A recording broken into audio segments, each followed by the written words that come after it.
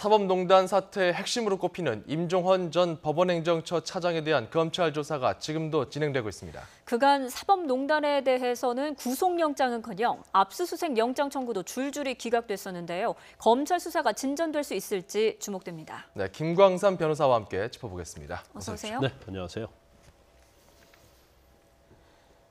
네, 사법농단 의혹의 키맨이 소환됐습니다. 수사는 결국 윗선까지 향하게 될까요? 주제어 보시죠.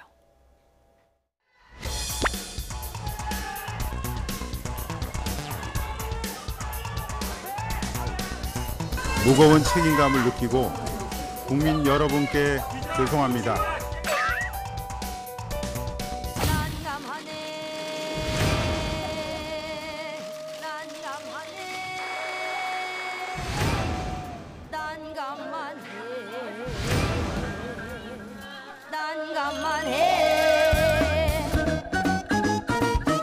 지금 사법농단의 주역들은 압수수색 영장에서부터 줄줄이 기각입니다. 줄줄이 기각입니다. 방탄소년단이 들으면 아주 기분 나쁠 텐데 방탄판사단이라고 부른답니다. 방탄판사단이라고 부른답니다.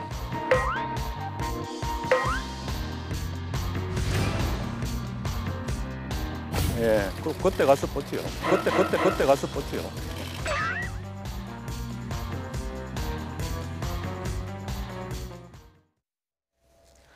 네, 임종헌 전 차장. 그간 의혹이 불거질 때마다 실무 총책임자로 지목돼 왔었는데 네. 이 때문에 이번 조사가 상당히 중요하다고 볼 수 있을 것 같아요. 이번 이제 임종헌 전 차장이 이제 수사의 결과가 어떠냐에 따라서 특히 유승호 관련된 부분 그리고 재판 거래 의혹이랄지 사법 행정권 남용과 관련된 부분이 아마 굉장히 본질적인 부분을 조사하고 있다 이렇게 봅니다. 그래서 네.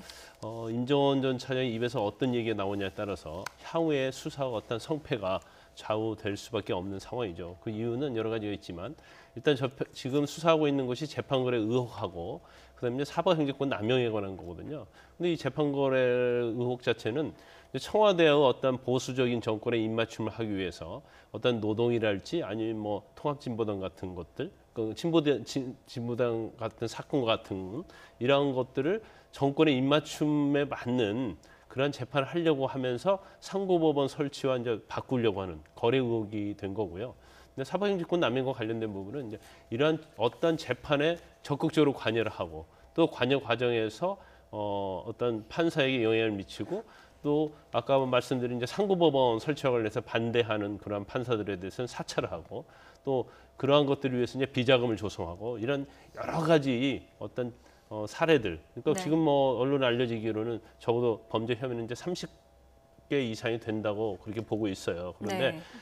임종헌 전 실장이 왜 이렇게 중요하냐면 지금 재판 거래랄지 사법행정권 남용과 관련해서 조사할 때마다 다 임종헌 전 차장의 얘기가 나옵니다. 네. 예. 임종헌 차장이 2012년도부터 법원 행정처의 기획조정실장으로 시작해서 법원 행정처 차장까지 하면서 이런 것에 다 관여한 거죠. 그렇기 때문에 결국 오늘 조사가 굉장히 중요하다 이렇게 볼 수 있고 예. 또 이전에 이제 법원 행정처의 심의관을 비롯해서 재판 연구관 이 사람들 다 판사입니다. 조사를 했는데 임종헌 전 차장의 지시를 받아서 네. 이런 문건을 작성했다 이렇게 얘기를 하고 있기 때문에 그렇죠. 임종헌 전 차장이 굉장히 핵심에 서 있다 이렇게 볼 수 있는 거죠. 예, 오늘 그 기자들 앞에 서서 포토라인에서 이런 얘기를 했습니다. 어느 정도 좀 오해가 있다면 해명하겠다. 전체적으로 봤을 때는 검찰에서 소상하게 자신의 어떤 억울함을 밝히겠다 이런 입장으로 보였거든요.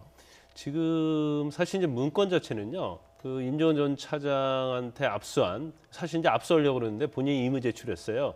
거기에 8,000여의 문건이 있거든요. 그러면 그 문건들 자체가 아까 말씀드린 이제 그러한 내용을 담고 있는 문건이기 때문에 아마 문건 작성에 대해서는 거의 인정을 하고 또 불리한 부분에서는 기억이 나지 않는다 그런 취지로 진술하고 있는 것으로 알려져 있습니다.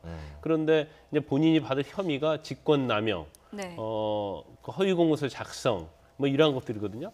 그러면 임종헌 전 차장이 판사 출신이잖아요. 30년 이상 법적 경력을 가지고 있단 말이에요. 그래서 이러한 법리에 대해서는 누구보다도 남다르게 탁월할 것이라고 봅니다. 그래서 특히 법리와 관련된 부분에 있어서 상당히 많이 다투어질 것이고 만약에 기소가 된다든지 영장이 청구돼도 네. 그 부분에서는 굉장히 본인의 입장을 법리적으로 많이 다툴 가능성이 크다. 저는 그렇게 봅니다. 예. 네, 아까 말씀하셨던 것처럼 임 전 차장을 부르기 전에 여러 법관들을 불렀는데 임 전 차장에게 지시를 받았다. 그래서 불려 나왔단 말이죠. 그래서 네. 이제는 임 전 차장이 또 누구를 이야기할지 양승태 전 대법원장까지 결국에 이야기가 나올까요? 근데 결과적으로는 일단 그 법원 행정처란 그런 조직 자체가 이제 법원의 인사, 조직, 예산 굉장히 막강한 것을 휘두르고요. 이제 전부터 이제 법원 행정처가 너무나 정치적이 아니냐 이런 말들이 굉장히 많이 나왔었어요. 왜냐하면 사법부는 상권 분립하에서는 자유주의 국가에서 결국 법원이 아니면 판사들이 아니면 직원들이 굉장히 독립적인 일을 할 수 있도록 지원을 해줘야 하는데 너무나 정치적이어가지고 특히 양승태 전 대법원장 때는 너무 청와대에 거래를 하고 청와대 비유 맞추기를 하고 있다 이런 논란이 상당히 많았거든요. 예. 그렇기 때문에 지금 법원 행정처의 어떤 막대한 그러한 힘, 그게는 이제 법원 행정처장이 있을 거고 그 처장의 지시를 받는 차장이 굉장히 많은 실무적인 일을 많이 하고 있어요. 예. 그러면 지금 검찰의 시각은 결국 양승태 전 대법원장의 지시를 받은 법원 행정처장, 그리고 법원 행정처장이 그 밑에서 실무를 아주 핵심적으로 역할하고 있는 임종원 전 차장에게 지시를 해서 이러한 것들이 다 이루어졌다. 이게 이제 검찰은 보고 있기 때문에 예. 임종원 전 차장을 이제 조사를 해서 그 유선, 이제 관련된 뭐 법원 행정처장이 차한선 처장, 전 처장이죠. 그 다음에 고영한 대법관이 있고요. 전 대법관이죠. 그 다음에 이제 또 한 분 박병대 예. 전 처장이 있어요. 그래서 아마 임종원 전 차장을 조사하고 나면 그 세 분 대법관에 대해서 소환 조사할 가능성이 크다 이렇게 보고 그러한 전 차장들의 조사가 끝나면 결국은 양승태 전 대법원장을 소환 조사할 수밖에 없을 것이다. 저는 그렇게 보고 지금 있습니다. 이야기를 들어보니까 이 임종원 전 차장이 얼마나 좀 중요한 인물인가 좀 이런 부분을 좀 드러나는 것 같은데 여기까지 오기까지는 정말 그 압수수색 영장이 특히 사법부를 향한 검찰의 압수수색 영장은 줄줄이 기각됐거든요. 여기에 대해서 판사 출신의 한 인물이 이런 얘기를 합니다. 들어보시죠. 가장 큰 이유는 자신들이 하는 재판이 공정하지 않다라는 그 결과를 인정하고 싶지 않은 거죠. 인간여유가 있다는 걸 판사들이 인정하기 시작하면 그러면 모든 판사들의 재판에 대해서 국민들이 물론 의심하고 있지만 본인들도 거기에 대해서 할 말이 없어지는 거거든요. 마치 축구 심판이 나 사실은 무슨 누구누구 영향을 받아가지고 누구의 개입 지시하에 잘못 판단을 내린 거야. 잘못 심판을 페널티킥을 이거 페널티킥 상황 아닌데 내가 줬어라고 인정할 수 없듯이 자백할 수 없는 거죠. 예, 그러니까 이 변호사, 서기호 변호사인데 판사 출신이죠. 결국은 사법부를 향한 압수수색 영장들이 줄줄이 기각되는 것. 이건 이제 법원에서 기각하는 거잖아요. 그 이유는 바로 뭐 이런 이유 때문이다. 심판이 결국 자기에 대해서 그렇게 어떤 치부를 드러내겠느냐. 어떤 이런 지적인데요. 근데 사실 이제 압수수색 영장을 기각하는 걸 보면 뭐 솔직히 말씀드리면 저도 법조인입니다만은 그 내용 자체가 아니 뭐 그 사실 기록을 보면 뭐 사실이 그럴 수도 있어요. 그렇지만 기각 사유를 보면 굉장히 이해가지 않는 부분이 있습니다. 그리고 전례에 비추어 보면 굉장히 이례적이면서 굉장히 까다로운 기준에 의거해서 다 기각을 하고 있어요. 그 박주민 의원실에서 낸 자료를 보면 2017년도에 압수수색 영장 발부하는 율이 100건을 발부하면 88.6건을 발부를 했어요. 예. 네. 그다음에 2018년 상반기만 해도 100건을 만약에 신청했다고 하면 87.6건을 발부했거든요. 그런데 지금 사법농단과 관련해서는 이제 전체 발부율, 그러니까 압수수색 영장을 신청한 대로 검찰이 청구한 대로 그대로 발부한 것은 한 건도 없고 예. 일부 기각과 전체 기각이 있는데 이걸 합치면 100%단 말이에요. 이게 지금 표가 나오고 있는데 좀 어렵습니다. 어떻게 보면 88.6%, 87.8% 저기는 일반 사건인가요? 그렇죠. 저건 일반 사건. 이제까지 압수수색 영장에 관한 법원의 발부율이 2017년도에 88.6%, 아하. 그리고 2018년도에 87.8%였어요. 그건 이제 전부 발부한 걸 의미하는 겁니다. 네. 그런데 사법농단 관련해서는 전부 발부한 것이 한 건도 없다는 거죠. 그리고 일부 발부만 했다는 거예요. 일부 기각률을 보면 72.7%잖아요. 그럼 거기에서 이제 100에서 빼면 그 일부가 이제 27.3%가 일부 기각이 아니 일부 발부가 됐다는 거예요. 그러니까 전체로 보면 한 건도 없고 네. 그리고 이 자료를 보면 얼마나 압수수색 영장 기각을 대부분 다 했는가 이제 이게 알 수가 있는 거고 가장 중요한 부분은 그럼 기각 사유가 뭐였느냐, 납득할 수 있는 사유였느냐 이제 그 부분에 대해서 지금 국감에서 굉장히 논쟁이 있는 거죠. 그렇죠. 네, 말씀하신 대법원 국감에서 법원의 기각 사유를 놓고 의원들의 질타가 이어졌는데요. 한번 들어보시겠습니다. 지금 사법농단의 이 주역들이라고 할 수 있는 사람들이 기소가 된다 하더라도 과연 유죄 판결이 날지 그거에 대한 굉장히 의문스럽습니다. 근데 지금 법관 징계법에 의하면 지금 법관은 아무리 비위를 저지르더라도 징계 처분에 의해서는 정직밖에 되지 않고 그것도 1년밖에 되지 않습니다. 그러면 이렇게 사법농단에 관여한 법관들이 정직 1년밖에 처분받지 못하고 결국 다시 사법 현장으로 복귀를 한다면 국민들로부터 이건 더욱 사법부가 불신을 받을 수밖에 없는 상태이고요. 결국 그렇다면 이런 법관들을 사법 업무에서 배제시키기 위해서는 파면이라는 탄핵 절차밖에 낫지 않는다고 봅니다. 지금 현재 김명수 사법부에서 셀프 개혁하겠다.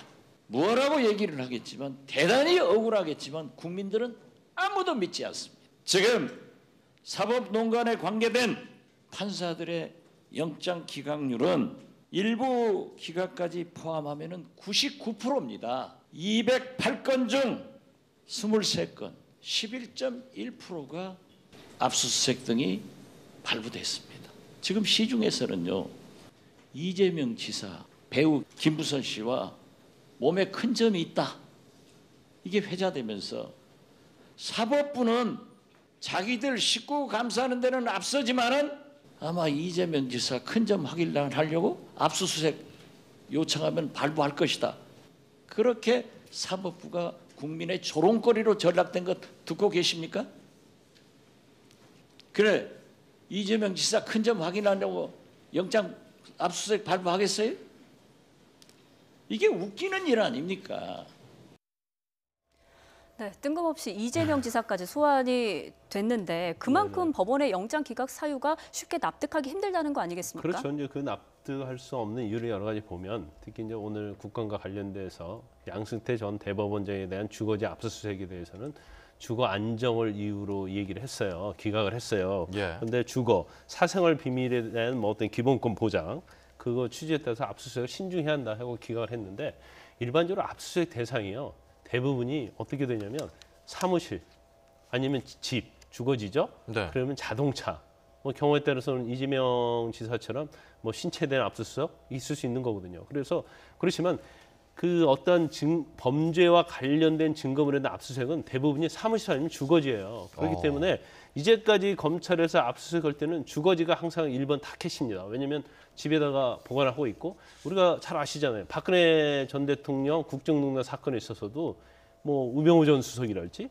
아니면 관련된 사람들 뭐 김기춘 전 비서실장 전부 다 주거지에서 압수수색을 했거든요. 그러면 이 취지대로 그대로 우리가 생각을 해본다고 하면 그러면 주거지에 대한 압수수색을 해서는 안 되는 거 아니에요? 주거 안정을 위해서. 네. 그런데도 불구하고 이제까지는 주거지에 대한 압수수색을 대부분이 뭐 90% 이상은 발부를 해줬는데 양승태 전 대법원장에 대해서만 프라이버시 침해가 된다, 주거 안정이 침해가 된다고 해서 압수수색 영장을 발부하지 않는 거 이거에 대해서 사실은 납득할 수 없다는 그런 지적을 좀 하고 있는 거고요. 그다음에 그 정규적 소송 관련해서 이제 고영환 전 대법관이랄지 대법관 사무실, 대법관 재판관 연구관실에 대해서 압수수색 영장을 했었는데. 그때도 재판 연구관실에서 과연 문건이나 정보 이런 것들을 인멸하겠느냐, 인멸 가능성이 없으니까 압수수색을 허락을 안 한 거예요. 네. 그리고 왜 검찰이 미리 의무 제출을 하지 않았느냐 이렇게 얘기를 하고 있는데 사실 검찰에 이전에도 의무 제출을 많이 협조 요청을 했었잖아요. 이미 제출이 뭔가요? 의무 제출이라는 것은 이러이러한 자료에 대해서 증거 자료에 대해서 검찰에 스스로 내주세요 하는 게 의무 제출이에요. 그러면 압수수색 영장이 필요 없거든요. 근데 그걸 내주지 않을 때 압수수색 영장을 하는 거고 또 물론 거부했을 때도 하지만 만약에 내달라고 했는데 그 상대 혐의를 받고 있는 사람이 이걸 없애버릴 수 있잖아요. 그래 버리면 사실은 미리 의무제출 해달라고 했다가 정보가 누설돼서 증거 확보가 어려울 수 있거든요. 그럴 때는 기습적으로 압수수색 영장 발부 받아서 압수수색을 들어가는 게 사실은 맞거든요. 그래서 이러한 부분들 그다음에 이제 정규조 수송과 관련해서는 전 청와대 이제 고용노동 비서관에 대해서도 압수수색 신청을 했는데 같은 소송건인데 이제 다른 대상에 대한 그렇죠, 압수수색 그렇죠. 영장 기각 사유인 거죠. 근데 이제 오히려 이제 그 영장전담 판사가 판단을 해주는 거예요. 네. 아니, 이메일을 사용했을 개연성이 크다. 그래서 그럼 이메일을 수사해야 되는 거 아닌가요? 그러니까 뭐 그런 취지라고 볼 수 있는 거죠. 어떻게 보면 네. 수사 방향을 갖다가 이 얘기해 주는 거라고 볼 수 있는데 그러면서 주거지나 사무실의 압수수색은 신중해라. 뭐 이런 취지 것들 이런 것들을 전체적으로 보면 또 경우에 따라서는 또 이런 기각 사유도 있더라고요. 예. 압수수색할 필요가 없다. 왜냐하면 상대방도 인정할 것 같은데 왜 압수수색하느냐. 네. 그런 압수수색 기각 사유도 있고 또 경우에 따라서는 그 범죄 사실에 적용된 죄명에 대해서 왜 죄가 되지 않는지에 대해서 기각 사유로 또 쓰는 거예요. 네. 예. 근데 일반적으로 압수수색에 있어서는 수색의 필요성이 있느냐 없느냐 그것만 판단해야 하는데 그 죄가 되지 않기 때문에 압수수색을 할 필요가 없다. 이제 그런 취지의 이제 문구도 있기 때문에 이제 검찰의 입장에서는 기각을 위한 기각 사유를 만들어낸 것이다. 네. 그래서 언제부터 이렇게 법원에서 압수수색에 대해서 까다로웠느냐 이런 굉장히 노골적으로 검찰에서는 불만을 토로하고 있죠. 그러니까 뭐 저런 식으로 뭐 전관 로비 수사의 기록을 유출한 부분에 대해서도 뭐 기각 사유를 밝힐 때 이게 뭐 공무상 비밀 누설죄가 성립 안 된다. 뭐 일반 사람들이 봤을 때는 그냥 그런가 보다 싶기도 한데 이게 뭔가 좀 문제가 있는 건가요? 아니 일반적으로 압수수색 어떤 필요성 이제 그거에 대해서 판단을 하는 거예요. 그래서 뭐 물론 범죄 소명이 굉장히 어렵다, 안 된다 이제 그런 식으로 해서 기각하는 경우 있지만 예. 이제 공무상 비밀 누설죄는 성립이 안 된다. 그런데 판단을 내려버린 건가요? 그렇죠. 이것은 사실은 기소돼서 판결 받을 때 이걸 사실은 판결문에 적시돼야 할 내용이 오히려 이렇게 압수수색 영장이 제시가 돼버리면 사실 굉장히 좀 난감한 측면이 좀 있죠. 그리고 네. 그 최근에 검찰에서 가장 불만을 가지고 있는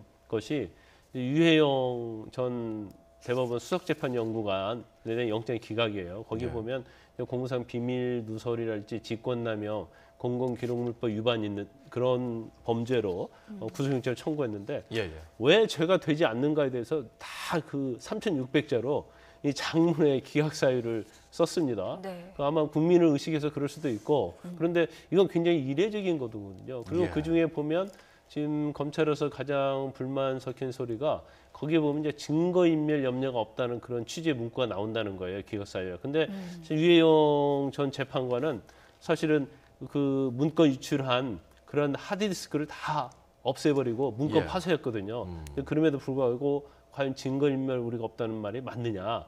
거기에서 이제 검찰이 굉장히 항의하는 입장이죠. 예, 예. 네, 방탄 판사단이라는 말이 왜 나왔는지 참 이해가 갈 것 같은데요. 하물며 야당에서도 법원의 제19 감사기에 대해서 비판의 목소리를 높이고 있습니다. 한번 들어보시죠. 사법농단 재판거래 의혹에 대한 수사를 철저히 이루어질수록 협조하겠다고 말씀은 해놓고 실제 검찰이 법원에 압수수색 영장 집행을 하니까 이런저런 이유로 다 기각을 합니다. 결국은 이제 의지는 보였지만 그리고 국민들한테 약속은 했지만 결국은 법원의 치부가 드러나고 법원의 조직이 와해될 위험이 처하자 조직 보호에 그리고 제19 감싸기에 급급한 거 아니냐 이런 것이 국민들의 지금 보편적인 생각입니다. 또 편법으로 또 국민 상식이 납득할 수 없는 사유로 무더기 기각, 계속 기각, 편법 영장 기각이 이루어집니다. 양승태 전 대법원장에 대해서도 마찬가지입니다. 저는 이번 이 일련의 과정을 보고 대법원장께서 대법원의 기존의 뭐 적폐, 그다음에 뭐 사법농단, 재판거래 이것을 다 깨끗하게 한번 청산하겠다는 의지는 보였지만 결국 국민과의 약속을 파기했다. 진실을 규명하겠다는 초심도 망각하고 뒤늦게 이제 조직 보호하려는 이기심만 난무하고 있다. 국민들은 여기서 너무나 실망하는 거죠. 조장님, 대법원장의 지금 진실된 마음은 뭡니까? 사법농단 의혹 밝히자는 겁니까? 덮자는 겁니까? 저는 이런 의문이 되세요. 네.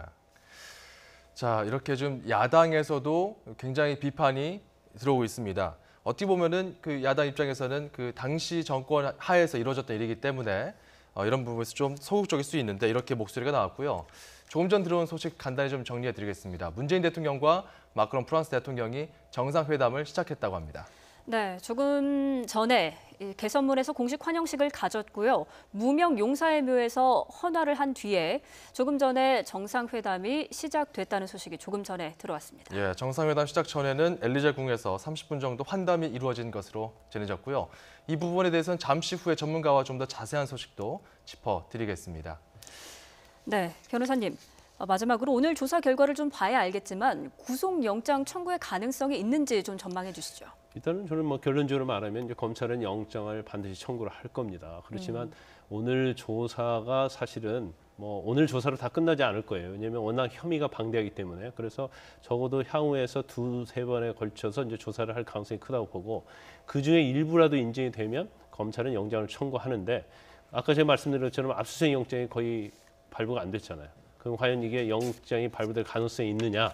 그 부분에 대해서는 우리가 물음표를 찍을 수 있고 그렇지만 또 약간 법리적으로 문제는 좀 있어요. 왜냐하면 아마 임종원 전 차장은 검찰에서 적용된 범죄가 아마 직권남용, 공무상 비밀 누설, 경우에 따라서 이제 허위 공문서 작성이 될 텐데 이런 부분의 어떤 법리에 있어서 싸움, 이게 사실관계가 검찰이 주장한 대로 인정된다 하더라도 법률상 죄가 되지 않는다 이런 주장을 강력하게 할 가능성이 큽니다. 예, 알겠습니다. 사법농단에 대해서는 아무래도 이 사법부에 대해서 정말 바로 세워야 된다는 그런 목소리가 많기 때문에 국민들도 굉장히 예의주시하고 있는 상황이라서 저희가 좀 중간 점검을 해봤습니다. 지금까지 김광선 변호사와 함께했고요.